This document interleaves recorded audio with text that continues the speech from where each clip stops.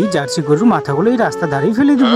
এই বিশাল, দেখে ফেলতে পারিস না তুই? এই দিদি দেখ, গরুর মাথা হয় এগুলো। এই বিশাল, এই গরুর মাথাগুলো ফেলে দিলি কেন তুই? এই জার্সি গায়ের মাথাগুলো বাজার থেকে কিনে নিয়ে গেছে, কতই আমাকে মার দিল। এই দিদি, এই জার্সি গায়ের মাথাগুলো বাড়িতে নিয়ে যাই, অনেকদিন জার্সি গায়ের মুড়ো খাওয়া হয়নি। এই বিশাল, তাহলে পরে এই মাথাগুলো আমরা নিয়ে যাচ্ছি। যা যা, নিয়ে চলে যা তুই। এই টুম্পা, তুই একটা নে, আমি একটা নেই, চল বাড়িতে যাই। সবার প্রথমে এই মাথাগুলো জল দিয়ে ধুয়ে ঘষে পরিষ্কার করে নে। এই দিদি, তোর সঙ্গে আমিও করছি, খুব তাড়াতাড়ি এই ঘষানো পরিষ্কার করা হয়ে যাবে।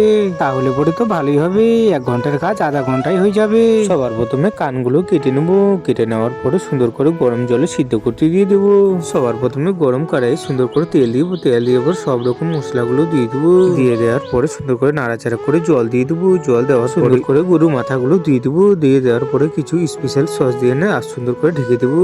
তো মনে হয় রান্না হয়ে গেছে। সুন্দর করে সব ধরনের মশলাগুলো দিয়ে নে সুন্দর করে কেটে খেতে শুরু করবো। সত্যি তো জার্সি গাইয়ের মাংসগুলো খেতে আসলে খুব সুন্দর।